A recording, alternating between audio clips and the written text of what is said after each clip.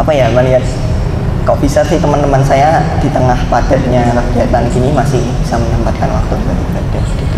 Sedangkan saya sendiri ya, jadi ayah saya mempunyai pandangan negatif tentang agama Islam. Ya, saya tahunya dia pernah itu kabur. Kabur. Ya. Asyhadu alla ilaha illallah.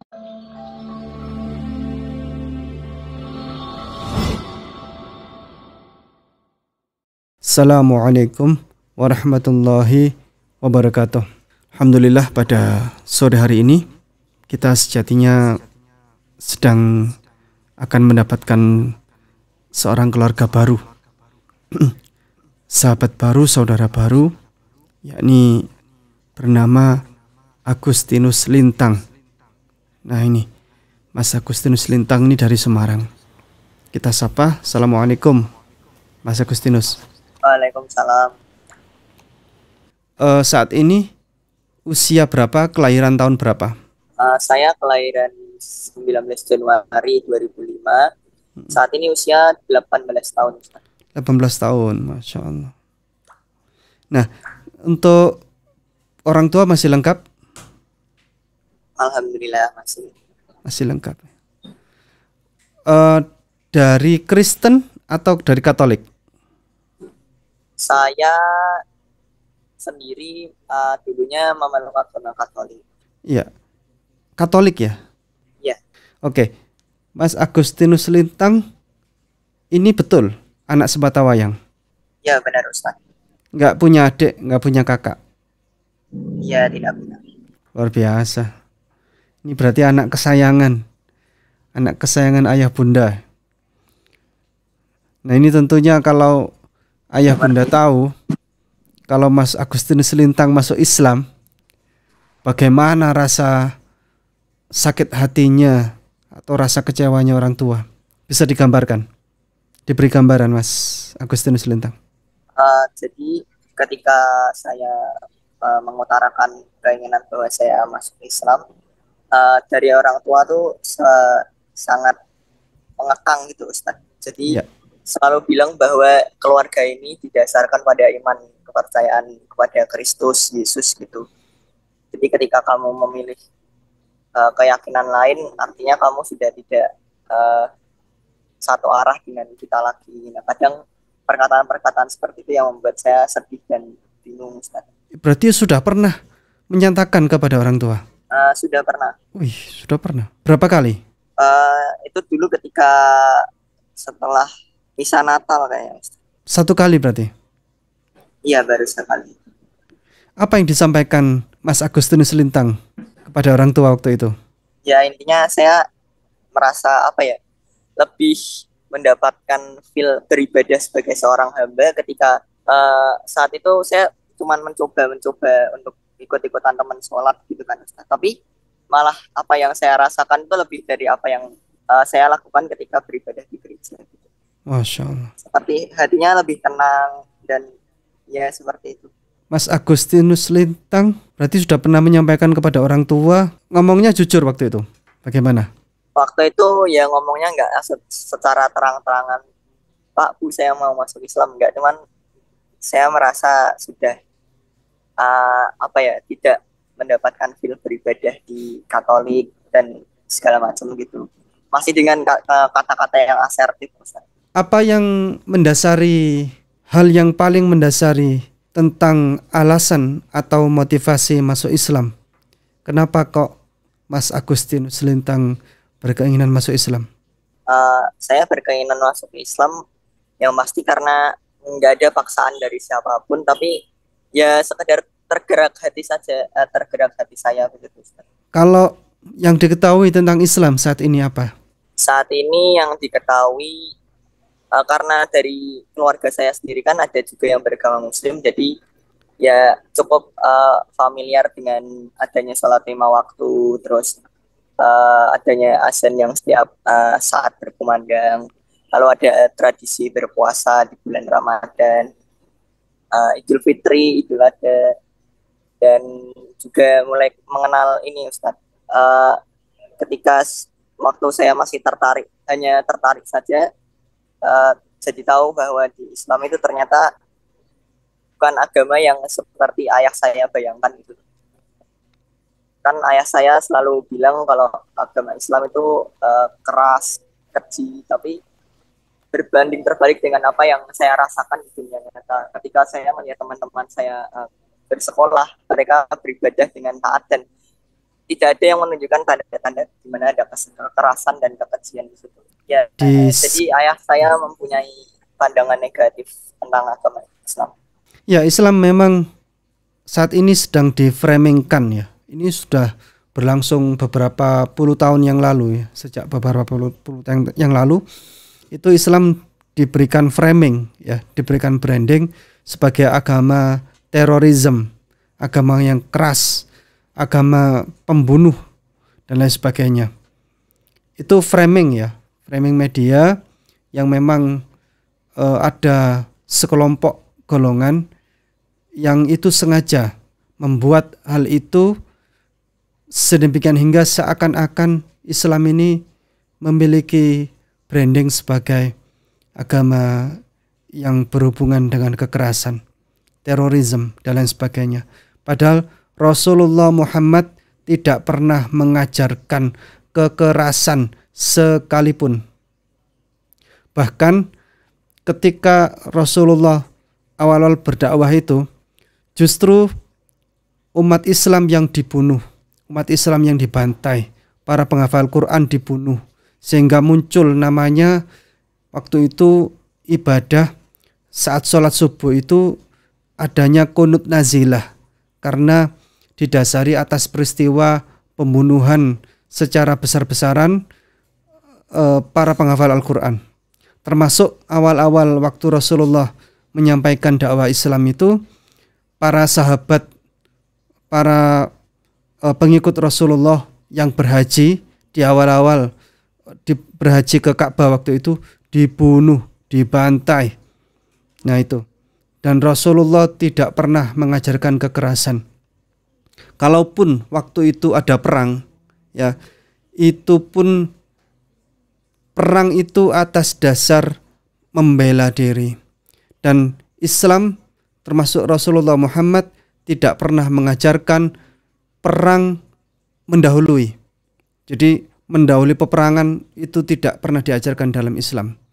Di Islam itu ajaran peperangan baru ada ketika ada serangan, ada musuh yang datang untuk menyerang, baru Islam mengajarkan untuk membela tanah air, membela agama, dan membela kedaulatan diri. Begitu. Boleh dilanjutkan, Mas Agustinus?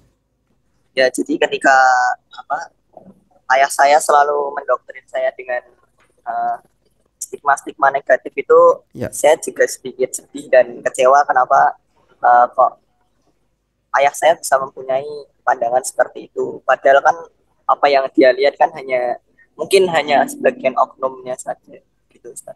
Adakah temannya Mas Agustinus, teman dekat, sahabat karib yang sangat akrab? Ada. Jadi dari sahabat karib saya itu juga yang lebih mengenalkan saya tentang Islam juga, Ustaz. Mohon dibantu diberikan gambaran resiko ketika Mas Agustinus Selintang masuk Islam. Resiko terberat ya. Kita ngomong terberat, jangan ngomong yang ringan. Kalau resiko terberat sih mungkin dari keluarganya Mamah ya, karena keluarganya Mamah itu kan hampir semua keluarganya adalah Katolik kan. Ya meskipun dari beberapa cucu eyang itu ada yang juga menikah dengan Muslim, tapi tetap harus bersatu di dalam keyakinan Katolik. Nah mungkin ketika saya mengambil keputusan seperti ini, ya resiko terbesarnya adalah saya tidak dianggap lagi sebagai keluarga besar gitu. Yang keluarga Muslim tadi dari pihak siapa? Kalau dari pihak papa itu kan papa itu 3 bersaudara. Nah adiknya 2 itu menikah dengan orang Muslim lalu menjadi Muslim. Iya. Oke, oke. Sedangkan kakek nenek yang dari ayah itu masih eh, Kristen karena bapak dan ibu saya itu menikah beda gereja.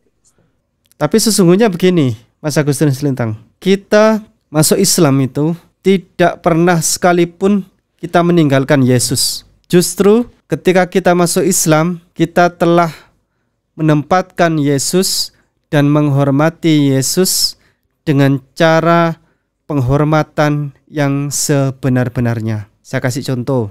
1. Umat Islam itu tidak disebut beriman ketika tidak menghormati Yesus. Karena salah satu rukun iman di dalam Islam itu adalah beriman dan memberikan penghormatan kepada para nabi dan rasul, termasuk Yesus Kristus alaihissalam. Jadi tidak sempurna iman Islam seseorang ketika dia menghina Yesus atau dia tidak beriman kepada Yesus. Jadi kita umat Islam ini semuanya kami beriman dan menghormati Yesus, dan kami menempatkan Yesus dengan penghormatan yang sebenar-benarnya. Yang kedua, kami umat Islam ini menghormati Yesus dengan penghormatan yang sebenar-benarnya. Saya berikan contoh, Yesus itu di saudara-saudara kita Kristen dan Katolik itu dibrandingkan sebagai seseorang yang disalib, di situ disiksa dan dipajang dengan tubuh yang hampir telanjang begitu ya, dengan berbagai darah dan lain sebagainya di situ. Secara keji, disiksa secara keji, secara biadab dibunuh. Padahal kami umat Islam dan di Al-Quran juga diajarkan bahwa Yesus itu adalah sosok Nabi dan Rasul yang terhormat, yang tidak pernah dibunuh, tidak pernah disalib, tidak pernah disiksa. Dalilnya ada di Al-Quran. A'udzubillahi minasyaitonirrajim. Bismillahirrahmanirrahim. Wa ma qataluhu wa ma salabuhu walakin syubbiha lahum.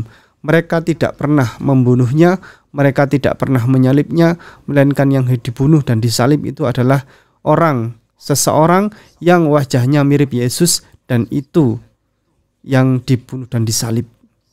Jadi wajahnya diserupakan oleh Allah, berupa wajahnya mirip Yesus, dan itu yang disalib dan dibunuh. Dan Yesus ditempatkan di tempat yang mulia. Ia tidak pernah dibunuh, tidak pernah disalib. Nah, itu adalah contoh salah satu penghormatan kami sebagai umat Islam, menghormati Yesus dengan cara yang sebenar-benarnya. Begitu. Begitu barangkali Mas Agustinus. Kami umat Islam, dalam hati kami adalah pengikut Yesus yang sejati, dan kami tidak pernah meninggalkan Yesus sedikit pun. Bahkan seluruh risalah dan ajaran Yesus itu kami yang kerjakan. Justru umat dari saudara kita Kristen dan Katolik tidak melakukan risalah, pesan-pesan dan syariat yang diajarkan oleh Yesus Kristus alaihissalam. Nanti saya akan berikan beberapa contoh setelah kita bersyahadat nanti. Sebagaimana yang tertuang dari Alkitab Yohanes pasal 17 ayat 3. Yesus Kristus mengajarkan bahwa inilah hidup yang kekal itu, bahwa mereka mengenal Engkau satu-satunya Allah yang benar, dan mengenal Yesus Kristus yang Kau utus. Ini adalah syahadatnya Yesus Kristus, syahadatnya Nabi Isa. Inilah hidup yang kekal itu. Hidup yang kekal itu adalah apa? Kekal dunia akhirat. Jikalau Anda menginginkan hidup yang kekal dunia akhirat, maka mengenal Engkau satu-satunya Allah yang benar, dan mengenal Yesus Kristus yang Kau utus. Di sini adalah satu-satunya. Kata satu-satunya itu berarti satu-satunya Allah. Sesembahan hanyalah satu. tidak ada yang lain. Contoh, saya masih punya anak satu.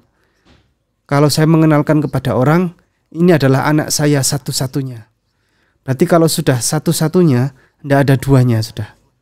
Saya masih belum punya anak yang lain, begitu kan?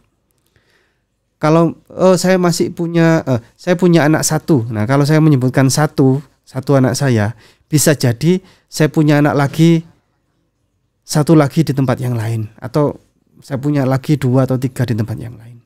Tapi kalau sudah anak saya satu-satunya ini, berarti sudah saya nggak punya anak lagi di tempat yang lain, begitu. Jadi satu-satunya Allah yang benar. Itu Yesus Kristus mengajarkan satu-satunya sesembahan adalah Allah Subhanahu wa taala. Dan mengenal Yesus Kristus yang engkau utus. Engkau di sini berarti adalah Allah. Engkau di sini adalah Allah dan berarti Yesus adalah utusan Allah. Yesus adalah nabi Allah yang diutus oleh Allah. Di sini berarti kesimpulannya Yesus bukan Allah, Allah bukan Yesus. Dan kesimpulan kedua adalah Yesus adalah utusan Allah. Utusan adalah nabi, rasul. Karena Allah bukan Yesus, Yesus bukan Allah. Presiden dengan utusan presiden itu berbeda. Menteri misalnya, menteri yang diutus oleh presiden, menteri bukan presiden. Utusan presiden bukan presiden. Dan presiden juga bukan utusan presiden. Utusan presiden hanya menyampaikan pesan-pesan dan risalah yang disampaikan oleh Bapak Presiden. Nah, itu adalah syahadatnya Yesus. Saat ini kami adalah umat Rasulullah Muhammad, Nabi terakhir yang datang setelah Yesus Kristus alaihissalam. Syahadatnya adalah asyhadu alla ilaha illallah wa asyhadu anna Muhammadar Rasulullah. Saya bersaksi bahwa tidak ada Tuhan selain Allah dan saya bersaksi bahwa Nabi Muhammad adalah utusan Allah. Sebagaimana syahadat Yesus yang di Yohanes pasal 17 ayat 3 itu, asyhadu alla ilaha illallah wa asyhadu anna Isa ibnu Maryam Rasulullah wa asyhadu anna Yesus Kristus Rasulullah. Saya bersaksi bahwa tidak ada Tuhan selain Allah dan saya bersaksi bahwa Yesus Kristus adalah utusan Allah. Demikian Mas Agustinus Lintang. Apakah sudah siap untuk bersyahadat? Bismillahirrahmanirrahim. Assalamualaikum warahmatullahi wabarakatuh.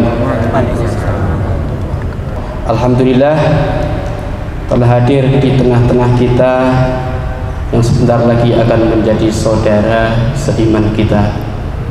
Semoga acara persyahadatan ini betul-betul diberkahi oleh Allah Subhanahu wa taala dan juga menjadi penguat, penambah keimanan buat kita yang sudah sejak dulu beriman kepada Allah Subhanahu wa taala. Hadirin rahimakumullah, marilah segera saja kita mulai persyahadatan pada pagi hari ini. Sebelumnya akan saya tanya, monggo di asto. Untuk nama panjenengan sinten siapa? Agustinus Lintang Wicaksono. Agustinus Lintang Wicaksono. Tempat tanggal lahir Semarang 19 Januari 2005. Oke, alhamdulillah untuk datanya sudah sesuai karena yang bersangkutan juga menjawab sendiri. Sebelum kita mulai persyahadatan, ada beberapa hal yang akan kami tanyakan. Panjenengan mengikuti Islam ini apakah ada paksaan dari orang lain? Buatan ada. Buatan ada, tidak ada ya. Sudah benar-benar dipikirkan. Sudah. Kemauan sendiri. Ya. Tidak ada imbalan atau ada hadiah enggak dari orang lain? Tidak ada. Enggak ada. Kita juga nanti enggak ada hadiah. Karena iman adalah hadiah terbesar di dunia dan akhirat kita. Betul nggih, enggak ada imbalan? Tidak ada, Ustaz. Mohon ditirukan ucapan saya ya. Ya. Asyhadu alla ilaha Allah ilaha illallah illallah wa asyhadu wa asyhadu anna Muhammadan anna Muhammadan Rasulullah. Rasulullah. Aku bersaksi Aku bersaksi tiada Tuhan selain Allah, tiada Tuhan selain Allah, dan aku bersaksi dan aku bersaksi bahwa Muhammad adalah utusan Allah. Muhammad adalah utusan Allah. Sambut. Alhamdulillahirabbil alamin. Takbir. Takbir. Takbir. Alhamdulillah, panjenengan semua sebagai saksi beliau di dunia dan kelak di akhirat. Beliau sampai hari ini dan di akhirat beliau menjadi saudara seiman kita, sehingga apa yang melekat dari hak dan kewajiban beliau sebagai muslim harus kita jaga bersama-sama min hadza ila yaumil qiyamah. Amin ya rabbal alamin. Nama lengkapnya siapa Mas? Nama lengkap Agustinus Lintang Wicaksono. Lintang Wicaksono. Dipanggil? Panggilnya Sony. Mas Sony, Masya Allah ya. Lahir di kota Semarang apa di luar kota Semarang? Asli Semarang. Oh, di Semarang. Ada sesuatu yang ini nggak dengan orang-orang Islam? Kok tertarik dengan Islam, kenapa? Kalau ada sesuatu dengan orang Islam sih dari saya sendiri nggak ada, cuman ada. lebih dari bapak sih. Jadi kayak bapak tuh selalu apa ya, di rumah itu kayak menonton debat-debat gitu tentang yang menyudutkan orang-orang Islam. Oh gitu. Jadi jenengan sering nonton debatnya? Bukan sering nonton, kan gimana? saya orangnya agak kurang peduli sama debat gitu kan. Oh gitu. Jadi lebih ke sering denger aja, kok ternyata kayak gitu. Jadi punya penilaian awalnya terhadap orang Islam tuh ya kayak gitu. Negatif? Ya, penilaian negatif. Negatif atau positif? Penilaian negatif. Negatif. Dari siapa? Dari seorang jenengan atau seorang? Dari bapak, karena bapak sering mendengarkan debat-debat seperti itu. Oh begitu. Terus kok dari sikap yang seperti itu kok bisa beralih gitu? Jadi awal saya tertarik di Islam itu karena waktu SMA kelas 2 itu. SMA kelas 2 itu saya pindah ke SMA negeri 5. Di sana dari saya SD sampai SMA kelas 1 itu belum pernah sekolah di sekolah negeri. Yang mana kultur budayanya itu Katolik gitu.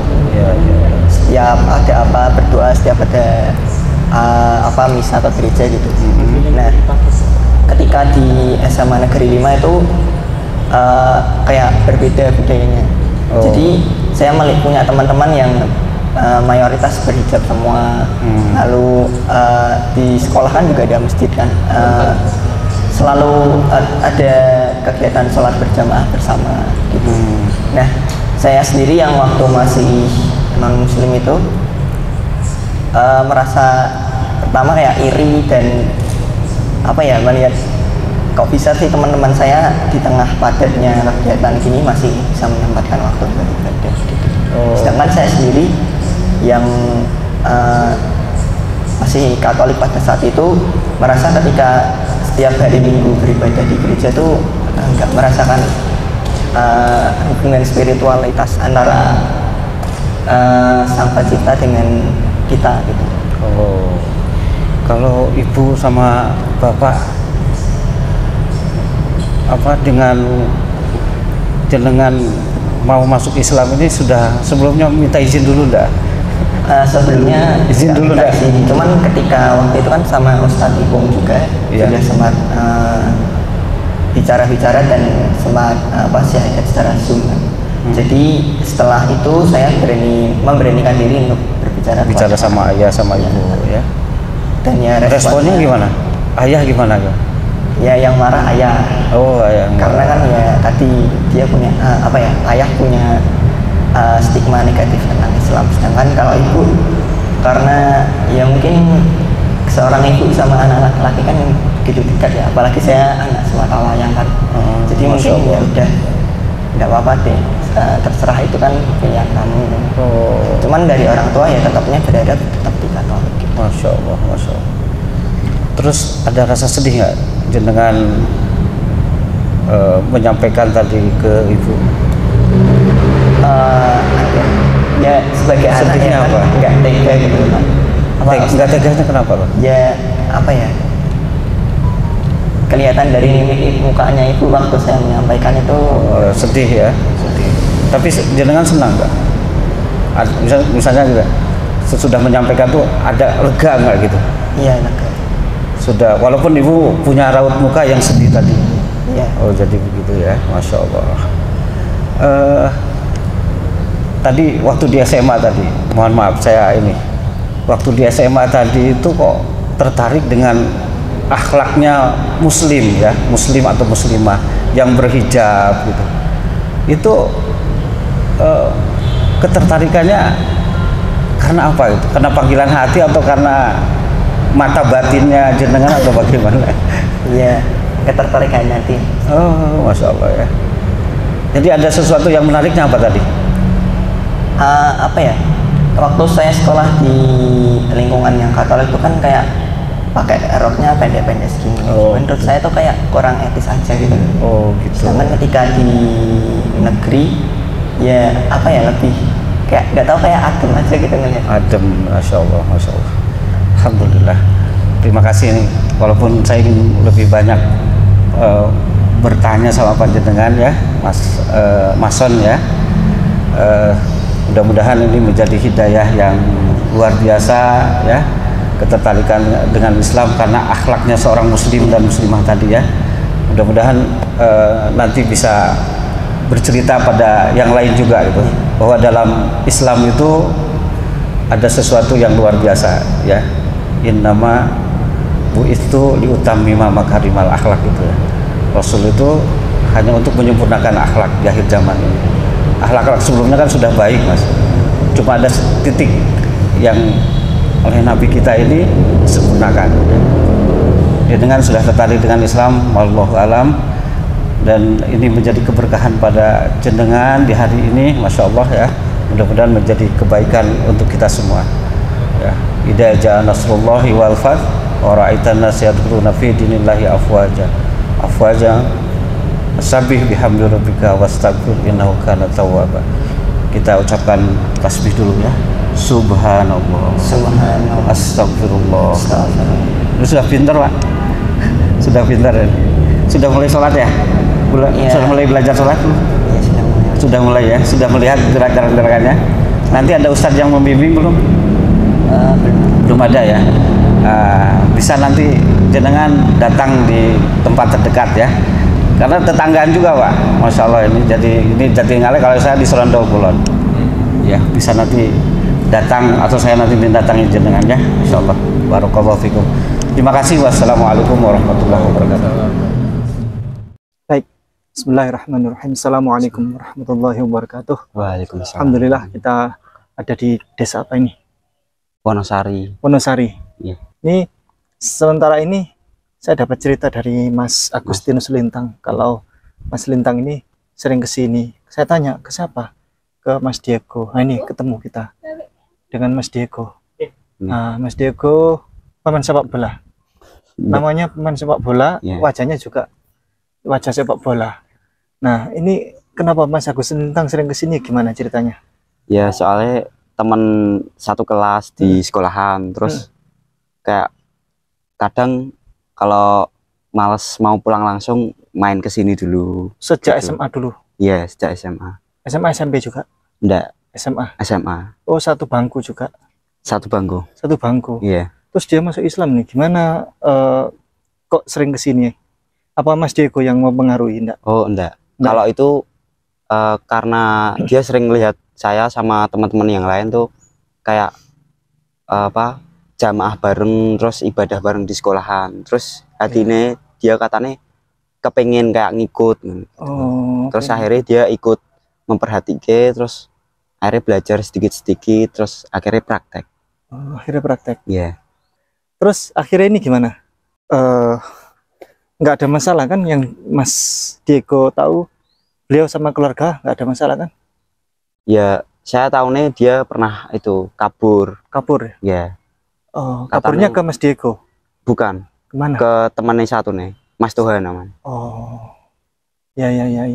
Di sini sebagai tempat kaburan kedua. Ya Enggak. awalnya dia bilang kalau semisal dia mau kabur, dia mau ke sini. Terus saat malam itu tak tunggu kok tidak datang, ternyata ke teman satu nih. Oh iya. Oke. Baik. Enggak, tolong titip-titip ya. Nggih, Baik ya orangnya ini. baik, orang baik. Dan ini baru masuk Islam. Nggih. Jadi apa ya? Sambil diajarin, kalau ada yang kurang pas dibenerin, ya kan? Diajak yang baik-baik, diajak ke musola, begitu kan? Terus alhamdulillah yang ngajarin doa habis wudhu siapa? Doa habis wudhu di sananya udah ada. Kayak Mas Toha? ditempel. Oh enggak, di SMA-nya itu apa? Di tempat luar wudhunya ada tulisannya gitu. Oh, kayak ditempel jadi akhirnya gitu. dihafalkan. Nggih, Oh, saya kira dibaca. Mas Diego yang ngajari. Enggak, Tadi kok belajar wudhu? kalau Sama wudhu Ustadz Amir tadi sudah bisa habis wudhu. Habis wudhu apa lu? kalau wudhu awalnya sama saya, tak suruh lihat saya. Oh ya. Terus ya itu. Iya. Alhamdulillah. Nah ini tanpa settingan ya. Nah, saya baru kenal sama Mas Diego di daerah ini juga. Daerahnya ada, bukan daerah online ya. Iya. Ini bukan tempat online, ini secara fisik. Ini apa ini? Ban apa itu? Randusari ya? Nggih, Kelurahan Randusari. Randusari. Nah, ini tempatnya ada di sini, di Kota Semarang. Terus ini Ya. mau kuliah juga sama-sama? Oh enggak, saya langsung cari kerja. Masya Allah. Iya. Bertarung dengan kehidupan ya. Nggih. Wais, mantap. Iya. Baik, oke. Terima kasih. Barakallahu fikum. Jazakumullah khairan katsira. Kami ucapkan terima kasih yang terbanyak Nggih, kepada Mas sama-sama. Diego atas kesabaran, keikhlasan yang luar biasa. Insyaallah depan jenengan jadi orang hebat juga. Amin. Barakallahu fikum. Assalamualaikum warahmatullahi wabarakatuh. Waalaikumsalam.